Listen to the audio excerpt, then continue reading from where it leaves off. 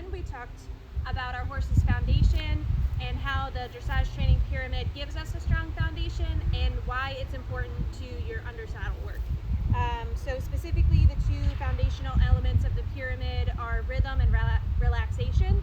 And as we move through the other parts of the pyramid, we're still going to keep those two pieces in mind. For this video, we are going to look at the remaining parts of the pyramid, and specifically, you'll understand how I use the dressage training pyramid to train body control into my horses and how that applies to your ranch riding exercises. So like I said, we're going to keep rhythm and relaxation in the back of our minds while we're going through this video, but I wanted to take a moment and talk specifically about the four remaining pieces of the pyramid and what they mean to me. So the first piece is connection, and to me this is really just you and your horse riding as a whole. You're connected through your horse through your different aids, which would be your hands, your seat, and your legs. So to me, having true connection with your horse is being able to kind of almost invisibly communicate through your horse through these aids, and having just a minor adjustment, in your seat or your legs, and have them understand specifically what you're asking, whether it's just a change of gait or a specific maneuver. But we really want to be have our horse so in tune with us and be so in tune with your horse that that connection is almost invisible to the bystanders watching you work your horse or perform a pattern. So the second piece to the pyramid is impulsion, and that to me is just the power that your horse has in each gait. A horse that's too sucked back or too slow is not going to be able to perform certain maneuvers correctly because they don't have enough power. They're not using their body correctly. They're probably hollow, a little stiff, unresponsive. And then the other end of the spectrum is a horse that's too runny and too forward. They're also going to be pretty bracy, probably hollow, not using their bodies correctly. So true impulsion is just, having all that power come from the horse's hind end, having them be able to lift their back, have a nice soft frame, and just use their bodies correctly, and be able to, perform maneuvers to the highest degree. The third piece to the pyramid that we're going to talk about is straightness. That to me is pretty self-explanatory, but every horse is going to be a bit unbalanced in a certain part of their body. So it's our job as riders to strengthen those parts, whether it be, they travel with their haunches too far to the inside, or they drop their shoulder to the inside or outside. There's, lots of ways that a horse can be unbalanced or be weak.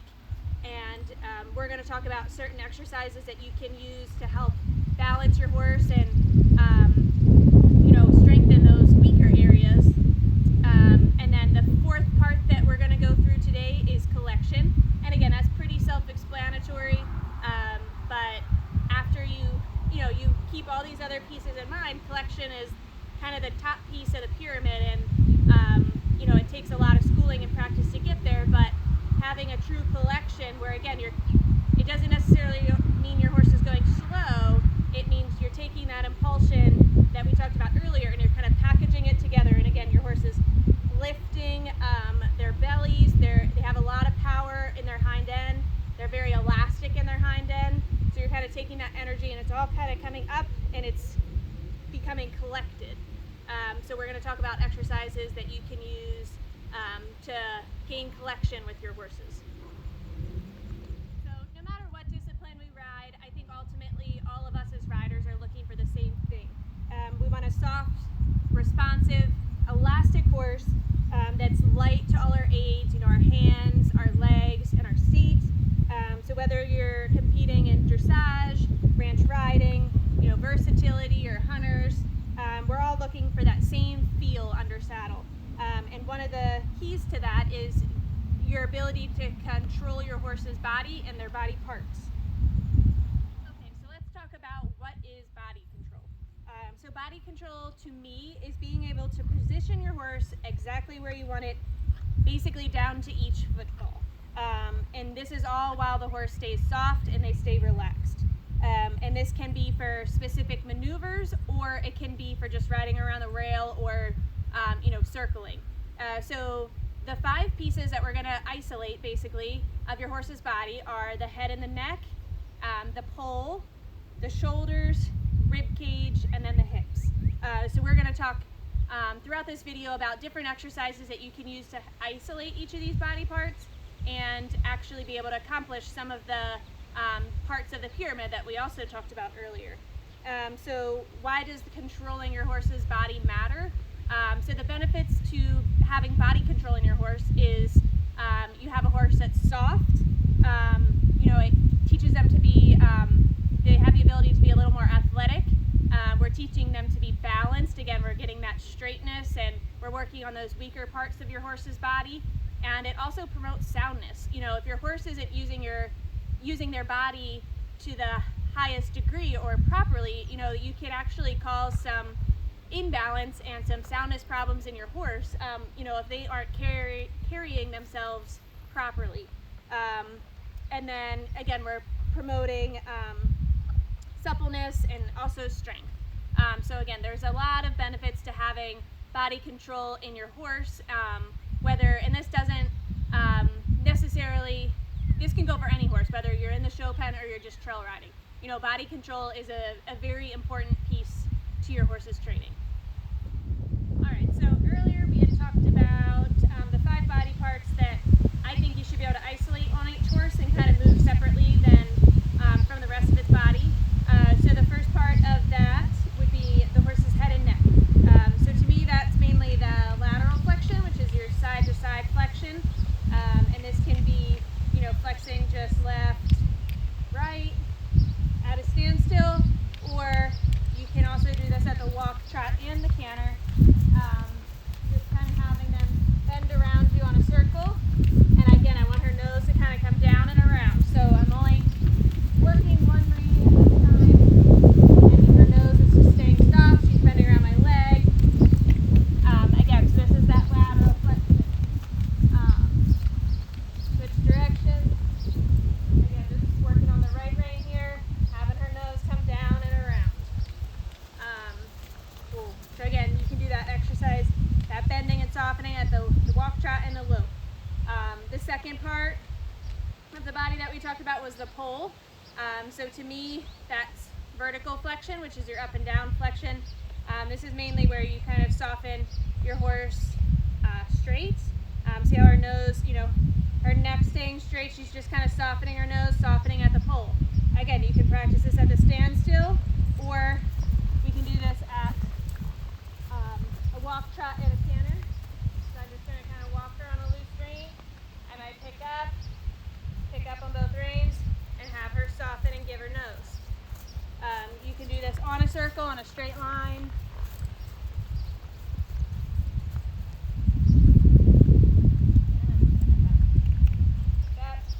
Close my legs, soften.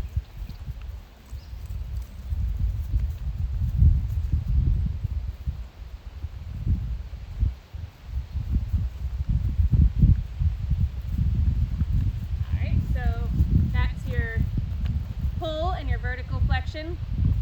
The third body part we're going to talk about is the shoulders. So in my experience, I find a lot of horses are stiff in their shoulders. They, tend to fall in or out on their shoulders, whether you're, tracking on a circle. So different exercises for that is, again, going back to that bending. And here on the circle, your rein is her shoulder is going to follow your rein. So here, if she were to kind of dive in like that and fall in on the circle, then I'm going to pick up, I'm going to bump my leg, and see how that left front foot is stepping across her body. That's her picking up her left shoulder. Same thing if you're riding a circle and your horse is kind of dragging you to the outside. I might pick up, counterbend, and that right front now is stepping across her body. Now the counterbend makes it a counterbend because I'm tracking left, but her nose is bent to the right. So you see the difference there is that her bend changes, but the direction I'm tracking does not. So I'm still following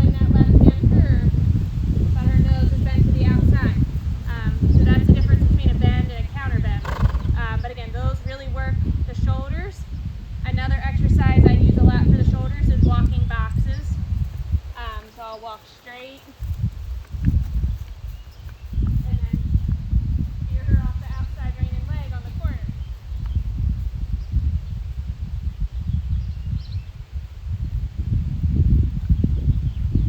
Outside rein, outside leg. Her right front should swing across her body. Outside rein.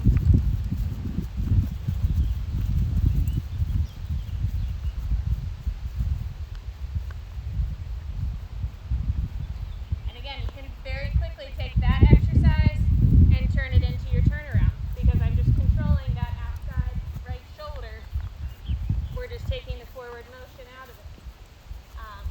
So again, riding boxes really helps control those shoulders and gets them turning off the outside rein and leg. And the difference between riding a box and a counterbend is when I'm riding my box, I don't want to use the nose bend to the outside to make the turn. I want her body to stay straight through that turn. And really, again, we're isolating that outside shoulder. The next body part, the fourth body part, is going to be your rib cage. Again, that's going to be your lateral work, your side passes, leg yields. So again, I'm just pushing that rib cage left to right, and she's staying relatively straight through her body. She's not bent one way or another. Again, so I'm just changing my leg position and moving that rib cage over. Moving into the right. And then your lateral work. Leg yields. Here we're going to leg yield her to the right.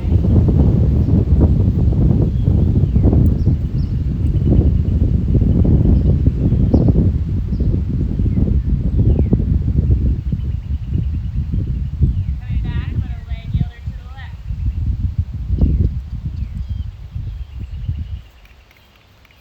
Again, she's leading with her shoulder a bit, but you're basically taking that side pass and you're adding some forward motion to it, and kind of driving her on an angle there. Again, we want that relatively straight through her body, but a little trick to that rib cage control is I personally think you should be able to move the shoulders and the hips first before you start kind of putting those two pieces together for the rib cage.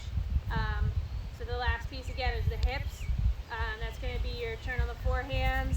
So again, I'm just moving that hip around.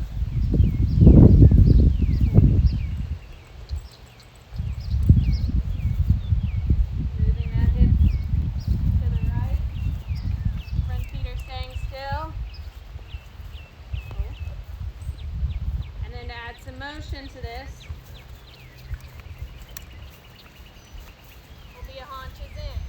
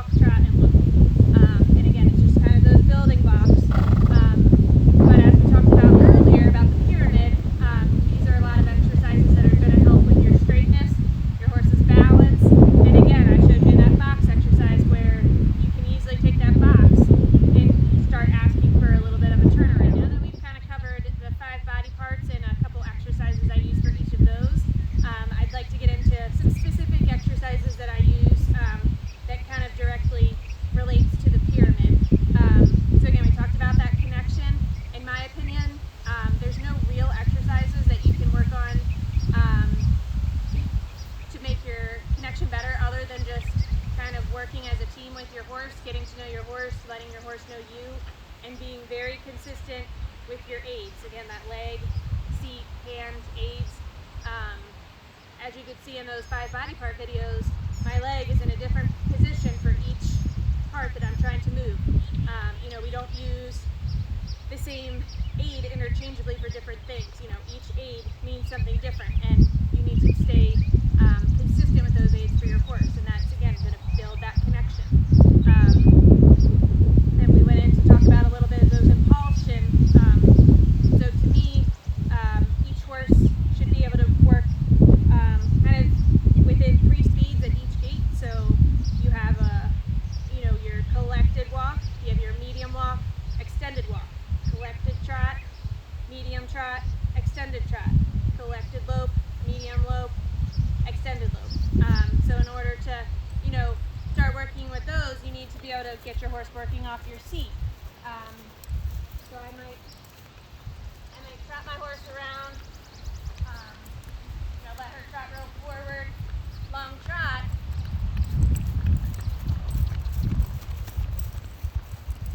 And just check in with her. I'm going to sit and see how she rates right back to me. And she goes into a little sitting trot. Then I'm going to change my seat, change my leg, and she moves out into a long, stretchy trot. Sit, soften.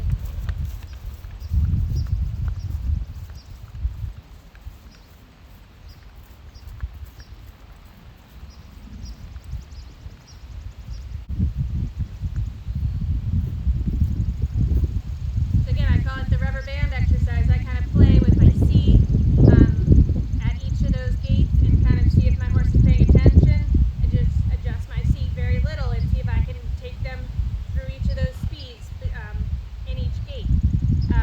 That's a really good one that I think would help a lot with the impulsion. And then next one is that straightness. Again, it's pretty self-explanatory. We talked about a lot of those 5 body parts. You need to be able to basically move each of those body parts pretty softly. Your horse needs to be responsive. But exercises I use for straightness are circles, serpentines, riding boxes, clover leaf patterns.